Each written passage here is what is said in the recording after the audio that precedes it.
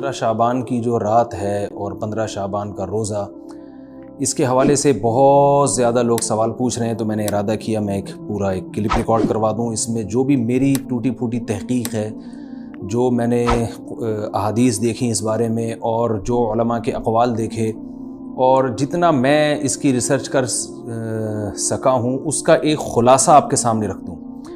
اگر میں وہ تمام احادیث آپ کو پڑھ کے سناؤں، پھر ایک ایک کی سند پڑھوں، پھر ایک ایک کی سند پہ بحث کروں، تو وہ بات بہت ہو جائے گی لمبی اور کلپ بہت طویل ہو جائے گا۔ تو ایک خلاصے کے طور پر پوری جو ایک تحقیق ہے وہ میں آپ کے سامنے رکھنا چاہتا ہوں۔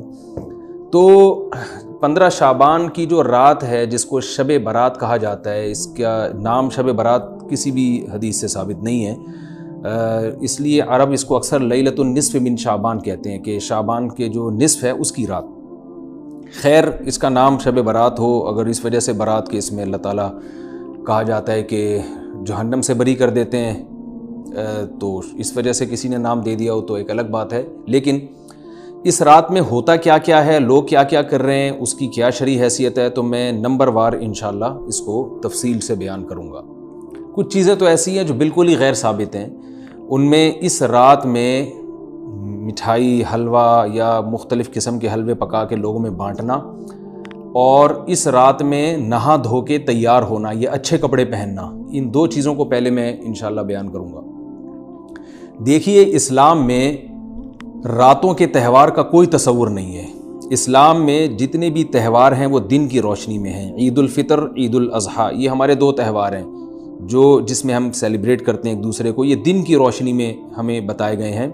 غیر مسلموں کے تہوار رات کو ہوتے ہیں، جیسے عیسائیوں کے تہوار کرسمس آپ دیکھیں رات کو ہوتا ہے۔ تو اس کی وجہ یہ ہے کہ اسلام نے دن کی روشنی میں تہوار رکھے ہیں۔ بہت ساری حکمتیں اس میں ہو سکتی ہیں، پوری حکمتیں تو ہم نہیں جانتے، لیکن کچھ سرسری غور سے کچھ حکمتیں ہمارے سامنے آتی ہیں کہ رات کا وقت ایسی چیز ہے جو اللہ نے عبادت کے لیے بنایا یا آرام کرنے کے لیے، سونے کے لیے بنایا۔ رات میں اگر آپ سیلیبریٹ کریں گے کسی بھی عمل، یعنی کوئی خوشی منائیں گے، تو اس میں انسان کی گناہوں کی طرف توجہ زیادہ جاتی ہے۔ جیسے آپ دیکھیں کرسمس میں شرابیں پی جاتی ہیں، اور جو بھی غیر مسلموں کے تہوار ہیں اس میں بھی چراغاں، تو جبکہ ہمارے ہاں جو عید الفطر ہے وہ دن کی روشنی میں ہم نماز پڑھ کے اس کی ابتدا کرتے ہیں۔ نہانا دھونا یا کھانے پکا کے لوگوں میں تقسیم کرنا یا خود کھانا، اور خاص طور پہ حلوہ یعنی میٹھا، یہ چیزیں تہواروں کے موقع پر ہوتی ہیں۔ جیسے ہم عید الفطر والے دن صبح سوئیاں بناتے ہیں، میٹھا بناتے ہیں، کھاتے ہیں، لوگوں کو کھلاتے ہیں، نہاتے ہیں، اچھے کپڑے پہنتے ہیں۔ جمعے والے دن بھی، جمعے میں بھی عید کا عنصر ہے، حدیث میں اس کو بھی عید قرار دیا، اس دن بھی ہم نہا دھو کے کپڑے پہنتے ہیں۔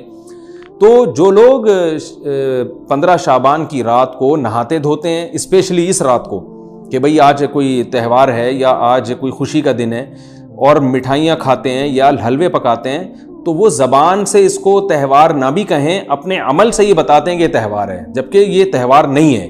اسلام میں کوئی اس کی ایک ضعیف روایت بھی نہیں ہے کہ آپ صلی اللہ علیہ وسلم نے، میرے علم میں نہیں ہے کم از کم، ہو سکتا ہے کوئی موضوع من گھڑت روایت موجود ہو جس میں کوئی کہیں بھی نہیں ہے کہ آپ صلی اللہ علیہ وسلم نے اس رات کو ہمیں نہانے کا حکم دیا ہو، یا اچھے کپڑے پہننے کا حکم دیا ہو، یا کھانے پینے کا یا حلوے کھلانے کا، حلوے مانڈے کا ہمیں حکم دیا ہو۔ تو اللہ کا واسطہ یہ بدعت ہے، اس کو ختم کریں اپنے معاشرے سے۔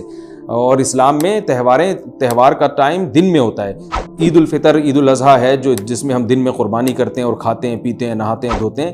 راتوں کے یہ کام نہیں ہے، رات کو آپ سوئیں یا عبادت کریں۔ تو ایک چیز تو یہ تھی جو میں بتانا چاہ رہا تھا۔ دوسری چیز، اس رات کو قبرستان جانا۔ دیکھیے، اس بارے میں حدیث پیش کی جاتی ہے، مشہور حدیث ہے، لوگ سنتے رہتے ہیں کہ نبی صلی اللہ علیہ وسلم رات کو اٹھے اور امی عائشہ رضی اللہ تعالیٰ عنہ بھی آپ کے پیچھے چلی گئیں، اور آپ صلی اللہ علیہ وسلم جنت البقیع میں مغفرت کی دعا مانگ کے تشریف لے آئے واپس۔ تو یہ حدیث انتہائی درجے کی ضعیف حدیث ہے، اور ایک تو ضعیف حدیث ہے، دوسری بات یہ کہ اگر ہم تھوڑی دیر کے لیے فرض کر لیں یہ صحیح حدیث ہے، اور ہم کہتے ہیں کہ بھئی نبی صلی اللہ علیہ وسلم نے یہ عمل کیا ہے، تو صحابہ میں سے کسی سے ضعیف حدیث سے بھی ثابت نہیں ہے کہ کوئی اس رات قبرستان گئے ہوں۔ حضرت ابو بکر کے بارے میں کوئی روایت نہیں ملتی کہ اس رات قبرستان گئے ہوں، حضرت عمر کے بارے میں کوئی روایت نہیں ملتی، یا کسی ایک صحابی کے بارے میں نہیں۔ تو آپ مجھے بتائیں کہ یہ کیسی سنت ہے کہ جو صحابہ کی سمجھ میں نہیں آئی اور ہماری سمجھ میں آ گئی ہے؟ تو مشرکین مکہ یہ کہا کرتے تھے، لو کان خیرن ما سبقونا الیہ، قرآن مجید کی آیت ہے کہ اگر یہ اسلام میں کوئی خیر ہوتی تو یہ صحابہ ہم سے پہل نہ کرتے۔ یہ صحابہ نے ہم سے پہل کیا ہے، اس کا مطلب ہے یہ اسلام خیر کا کام نہیں ہے. تو مشرکین کو صحابہ سے چونکہ نفرت تھی، اس لیے کہتے تھے کہ یہ چونکہ اسلام کو فالو کر رہے ہیں تو یہ اس کی علامت ہے کہ اسلام خیر نہیں ہے، کیونکہ خیر میں تو ہم صحابہ سے آگے ہوتے ہیں. اپنے بارے میں ان کا یہ اس خوش فہمی میں مبتلا تھے وہ. لیکن ہماری رائے کیا ہے؟ ہم یہ کہتے ہیں کہ لو کان خیرن لسبقونا الیہ. وہ کہتے تھے لا سبقونا، ہم کہتے ہیں لسبقونا، کہ اگر کوئی بھی خیر کا کام ہے تو صحابہ ہم سے ضرور اس میں پہل کریں گے. یہ ہو نہیں سکتا کہ خیر کا کام وہ ہم کریں اور صحابہ نے نہ کیا ہو.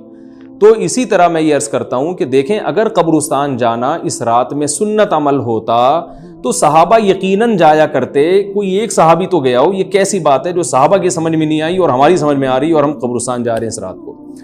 چلیں اگلا اسٹیپ تھوڑی دیر کے لیے فرض کر لیتے ہیں کہ نبی صلی اللہ علیہ وسلم جو ایک رات قبرستان گئے، فرض کر لیں وہ حدیث بھی صحیح ہے. یہ بھی فرض کر لیں کہ صحابہ اگرچہ نہیں گئے مگر ہم صحابہ سے بھی زیادہ آگے نکلنے کی کوشش کرتے ہیں اور صحابہ کو سمجھ میں نہیں آیا، ہمیں سمجھ میں آ گیا. تو چلیں فرض کر لیں تھوڑی دیر کے لیے کہ اس رات کو جانا ہم سنت مان لیتے ہیں، آپ کے دلائل ہم مان لیتے ہیں اور صحابہ کی سمجھ میں نہیں آئے لیکن ہماری سمجھ میں زیادہ آ رہا ہے. ہم فرض کر لیتے ہیں، مان لیتے ہیں کہ اس رات قبرستان جانا سنت ہے. تو آپ مجھے بتائیں، نبی نے جو عمل جس طرح سے کیا ہو اس طرح سے سنت ہوگا، یا آپ اپنی طرف سے جس کو ہم پشتوں میں کہتے ہیں اخپل طریقے سے کرنا سنت ہے؟ نبی نے فجر کی 2 رکعتیں پڑھی ہیں اور ہر رکعت میں 2 سجدے کیے ہیں. آپ اگر فجر کی 3 رکعتیں پڑھیں گے تو کیا نماز ہو جائے گی آپ کی؟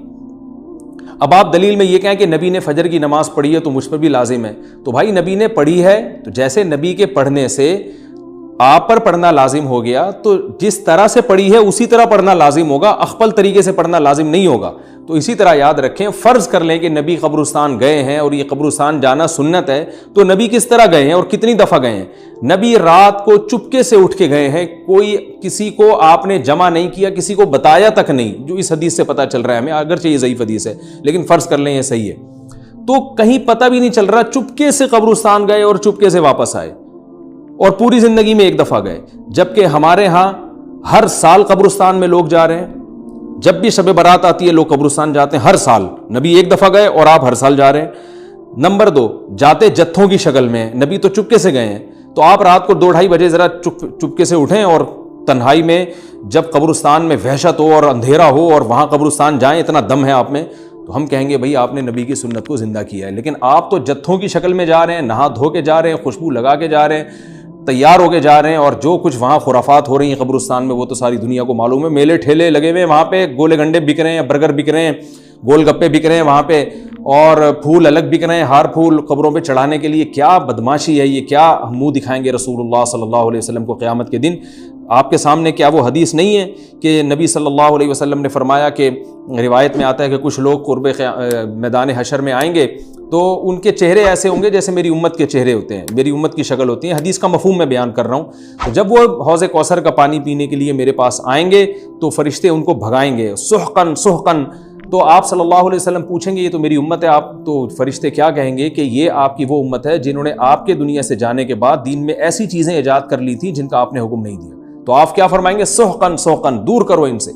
تو ایسا نہ ہو کہ ہم قیامت کے دن رسول اللہ صلی اللہ علیہ وسلم کی شفاعت سے محروم ہو جائیں. تو اللہ کا واسطہ قبرستان مت جائیں اس رات، گھر میں بیٹھیں آرام سے، یہیں بیٹھ کے میت کے لیے مغفرت کی دعا کریں. اور اگر آپ سمجھتے ہیں نہیں یہ حدیث بالکل صحیح ہے اور جانا لازمی ہے تو پھر تنہائی میں جائیں، ایسے قبرستان کا انتخاب کریں جہاں آپ کے علاوہ کوئی بھی نہ ہو، اور پھر چپکے سے جائیں اور پتلی گلی سے واپس آ جائیں آپ. اگرچہ ہم تو اس کو بھی نہیں مانتے لیکن اگر کرنا ہے تو پھر اس طریقے سے عمل کریں اگر آپ حدیث کو فالو کرنا چاہتے ہیں آپ اپنے خیال کے مطابق. تو یہ 2 باتیں ہو گئیں.